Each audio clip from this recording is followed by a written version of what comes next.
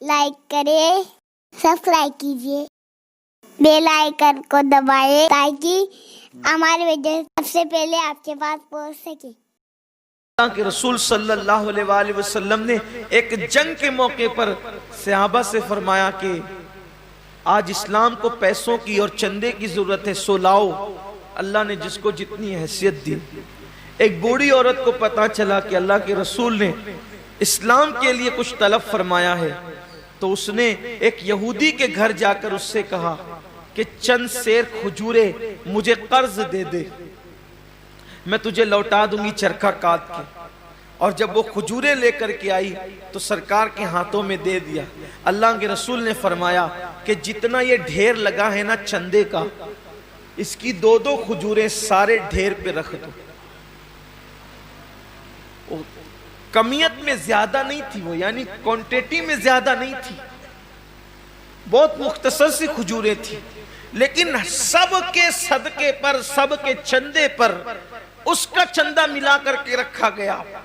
پوچھا گیا یا رسول اللہ سب کا ایک ایک جگہ رکھا اور اس کا سب پر پھیلا دیا؟ حضور نے فرمایا اس بڑھیا کا اخلاص اتنا ہے کہ اس کے صدقے میں اللہ نے سب کا قبول کر لیا ہے۔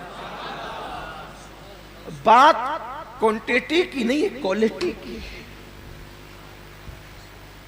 بات کوالٹی کی ہے۔ اگر آپ 70,000 کا جانور بھی خرید کر کے لائیں، نیت اچھی نہیں ہے تو آپ 7,000 والے سے آگے نہیں بڑھ سکتے، اور 7,000 والے کی نیت اچھی ہے تو وہ 70,000 والے سے آگے ضرور بڑھ جائے۔ نیت بہت اچھی ہونی چاہیے، نیت کے اندر کوالٹی ہونی چاہیے۔ تو حضرت سیدنا ابو ہریرہ رضی اللہ تعالیٰ عنہ فرماتے ہیں کہ وہ شہید ہوگا، شہادت کے بعد بھی اس کو جہنم میں لے جائے جائے۔ پھر فرماتے ہیں ایک دوسرا بندہ اللہ کی بارگاہ میں آئے،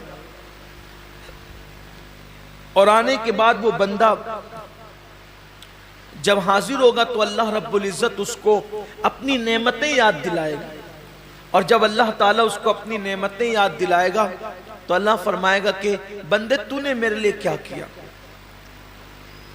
تو وہ جواب دے گا مولا میں نے علم حاصل کیا، علم پڑھا، اور علم سے میں نے خوب خدمت کی، تلاوت قرآن کی اور پڑھا پڑھایا، سب کچھ کیا، اپنا وقت دیا، وقت لگایا۔ اللہ فرمائے گا تو جھوٹا ہے، تو اس لیے تقریریں کرتا تھا، علم پڑھاتا تھا، خطابت کرتا تھا، تلاوت کرتا تھا کہ لوگ تجھے عالم کہے، قاری کہے، سو تجھے کہلوا دیا گیا۔ آج تیرے لیے ہمارے پاس کچھ نہیں ہے، جن کے لیے کیا تھا انہی سے صلہ مانگ۔ اور اللہ فرمائے گا اس کو بھی منہ کے بل گھسیٹتے ہوئے جہنم میں لے جاؤ۔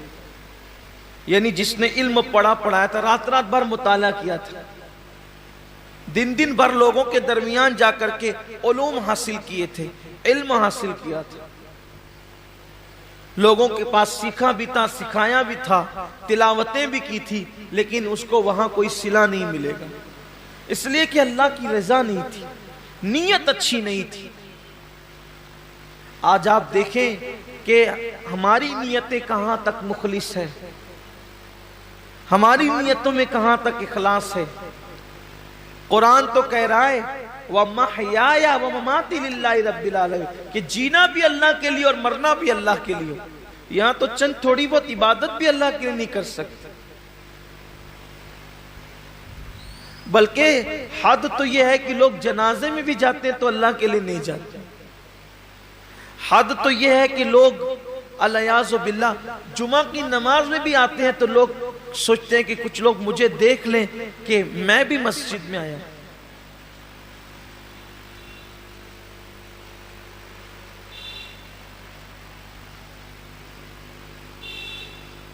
میں بھی عیدگاہ میں آیا ہوں، میں بھی حج کے لیے جا رہا ہوں، میں بھی عمرہ کے لیے جا رہا ہوں، قربانی میں بھی کر رہا ہوں، روزے میں بھی رکھ رہا ہوں، وظیفے میں بھی پڑھ رہا ہوں۔ سوچو کتنا بڑا سودا، کتنی گھٹیا قیمت پہ لوگ بیچ رہے ہیں۔ عبادت اللہ کی ہے، صلہ انسان سے لینا ہے، اور انسان کی اوقات کیا ہے؟ کہ انسان کسی انسان کو صلہ دے سکے. اللہ کی عزت کی قسم، ایک مرتبہ لفظ اللہ کہنے کا صلہ پوری کائنات نہیں ہو سکتی. اس کا نام زبان پر آیا، اس کا صلہ کائنات کی تمام نعمت نہیں ہو سکتی. اللہ کی عبادت کا صلہ اللہ کے سوا کوئی نہیں دے سکتا. تو بندوں کو چاہیے کہ بندے جب اللہ کی عبادت کریں تو نیت خالص کریں اور سوچے کہ بس اللہ مجھ سے راضی ہو جائے. اسی لیے تو جنگ تبوک کے اندر جن صحابہ نے شرکت کی، جنگ تبوک کے اندر جو صحابہ شریک ہوئے تھے ان کو جیش الاسرت کہا جاتا ہے، تنگی والے فوجی. بلکہ وہ تنگی کا حال یہ تھا جنگ تبوک کے اندر، مورخین نے یہاں تک لکھا ہے کہ ایک ایک کھجور کو 8 مجاہدین استعمال کرتے تھے.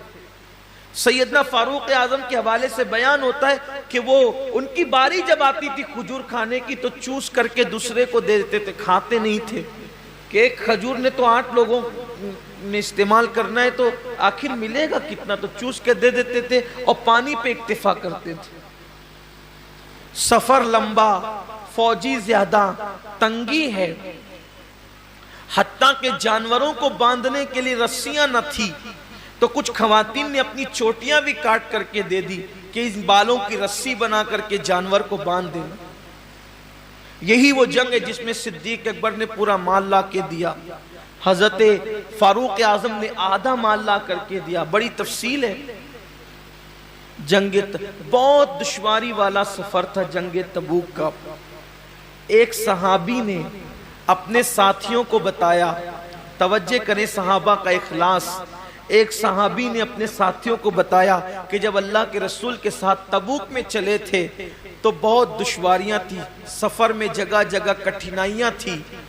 یہ تو ان کی زبان سے نکل گیا سفر تبوک کی مشکلات، لیکن اسی بتانے پر پوری زندگی روتے تھے کہ میں نے کیوں بتایا، سفر تبوک کی مشکلات کیوں بتایا، سفر تبوک کی تکلیفیں کیوں بتایا، سفر تبوک کی مصیبتیں کیوں بتایا.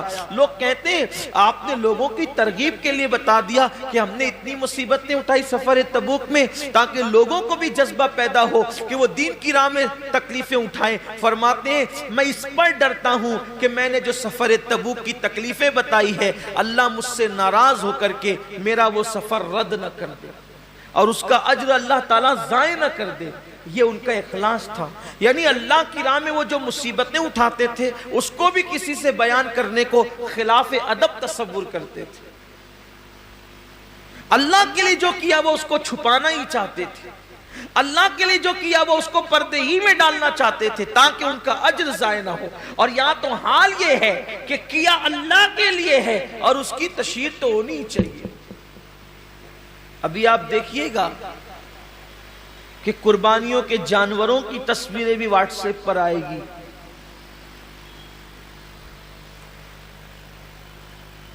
قربانیاں بھی واٹس ایپ پر آئے گی. بچڑوں کا گھمانا پھرانا بھی واٹس ایپ پر آئے گا. بکروں کی تشہیر بھی واٹس ایپ پر آئے گی. کیا فکر ہے لوگوں کی؟ کیا چاہتے ہیں لوگ؟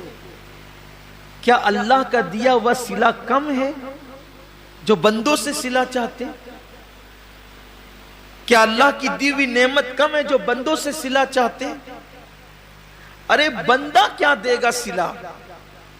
اور بندہ اگر کسی کو دے بھی تو اپنی اوقات کے مطابق دے گا. اللہ کسی کو صلہ دے تو اپنی شان کے مطابق عطا فرمائے.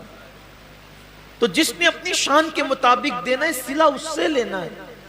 تو لوگوں کو چاہیے کہ وہ اللہ کی رضا کے لیے کریں. تو وہ جو علم والا بندہ ہے اللہ فرمائے گا کہ تو نے میرے لیے نہیں کیا بلکہ عالم کہلانے کے لیے کیا، علم والا کہلانے کے لیے کیا، خطیب کہلانے کے لیے کیا، ادیب کہلانے کے لیے کیا. ارشاد ہوگا اس کو بھی منہ کے بل گھسیٹتے ہوئے جہنم میں لے جاؤ. حضرت سیدنا ابو ہریرہ فرماتے ہیں تیسرے بندے کو لایا جائے گا. جب وہ تیسرا بندہ آئے گا تو وہ تیسرا بندہ اللہ فرمائے گا میں نے تجھے نعمتیں دی تھی بندے، بتا تو نے کیا کیا. اے بندے تو نے کیا کیا، میں نے تجھے نعمتیں دی تھی. وہ عرض کرے گا مولا تو نے جو مجھے دولت دی تھی میں نے خوب لٹایا تیری راہ میں. اللہ فرمائے گا تو جھوٹا ہے، تو اس لیے دولت خرچ کرتا تھا، پیسے نکال کر دیتا تھا کہ لوگ تجھے سخی کہیں، سو میں نے تجھے کہلوا دیا، آج تیرے لیے میرے پاس کچھ نہیں. جن لوگوں کے لیے تو نے یہ کام کیا تھا جا کے صلہ ان سے لے لے، اور اس کو بھی منہ کے بل گھسیٹتے ہوئے جہنم میں ڈالا جائے. یہ حدیث جب بھی پڑھی جاتی تھی، سیدنا ابو ہریرہ جب بھی پڑھتے تھے تو اتنا روتے تھے، ایسا لگتا تھا جیسے کہیں روتے روتے ان کی جان نہ نکل جائے، روتے روتے ان کی روح نہ پرواز ہو جائے. لوگ دعائیں کرتے تھے کہ کاش ابو ہریرہ چپ ہو جائیں کہ پہلے 3 لوگوں کا حساب ہوگا اور تینوں کے پاس کتنے بڑے بڑے اعمال ہوگے، ایک کے پاس شہادت، دوسرے کے پاس علم، تیسرے کے پاس سخاوت، لیکن اللہ تعالیٰ تینوں کو جہنم میں داخل فرمائے گا صرف اس وجہ سے کہ انہوں نے یہ کام اللہ کے لیے نہیں کیا تھا. آج کتنا اللہ کے لیے ہو رہا ہے دیکھ لیں آپ. حج کو دیکھ لیں، زکوٰۃ کو دیکھ لیں، قربانی کو دیکھ لیں، صدقات کو دیکھ لیں، مسجدیں بنانے کو دیکھ لیں، مدرسے بنانے کو دیکھ لیں. آپ دیکھ لیجئے حضرت سیدنا داتا علی حجوری رحمت اللہ علیہ فرماتے ہیں کہ میں نے اپنی کتاب پر چاہا تھا کہ میں اپنا نام نہ لکھوں، کشف المحجوب پر مصنف میں اپنا نام نہ لکھوں، لیکن پھر سوچا اپنا نام نہیں لکھوں گا تو کتاب غیر معتبر ہو جائے گی، پتہ نہیں کس کی ہے، تو اس ڈر سے لکھ دیا کہ معتبر ہو جائے تاکہ لوگ میری بات مان لیں، ورنہ ڈر لگتا ہے کہ کہیں میری کتاب پر میرا نام لکھنے سے اللہ میرا اجر ضائع نہ کرے. بہت سارے بڑے بڑے ہمارے اسلاف ہیں، بڑے بڑے بزرگ ہیں، انہوں نے خود کتابیں لکھی، اپنا نام نہیں لکھا، اپنے شاگردوں کے نام سے منسوب کر دیا، بلکہ خود اعلیٰ حضرت رضی اللہ تعالیٰ عنہ کے دادا، انہوں نے ان کے متعلق ایک بہت بڑے عالم دین نے مجھے بتایا کہ خطبے کی کتاب انہوں نے خود لکھی، مگر اس کو اپنے نام سے شائع کرانے کی بجائے اپنے شاگرد کے نام سے شائع کرا دیا. یہ اللہ والوں کی شان ہے کہ اپنے اعمال لوگوں کے نام سے شائع ہو جائیں تاکہ ضائع ہونے سے بچ جائے، کیونکہ اللہ تو دیکھ رہا ہے، صلہ تو اللہ نے دینا ہے. لیکن آج حال یہ کہ انسان یہ چاہتا ہے کہ سب کا کہ اعمال ہم اپنے نام کر لیں. اب تو حالت یہ بھی کتابیں خرید کر کے اپنے نام سے چھپائی جا رہی ہے. لوگ لکھنے والے باصلاحیت لوگوں کو الا ماشاءاللہ پیسے دے دیتے اور وہ مسودہ خرید لیتے ہیں اور اپنے نام سے شائع کرا دیتے. میں کہاں اللہ والوں کی وہ ذات کہ اپنی کتابیں دوسروں کے نام سے شائع کرا دی تاکہ اجر ضائع نہ ہو، اور اب کہاں حالات یہ کہ دوسروں کی کتابیں اپنے نام سے شائع کرا دی، دوسروں کے کلام اپنے نام سے شائع کرا دی.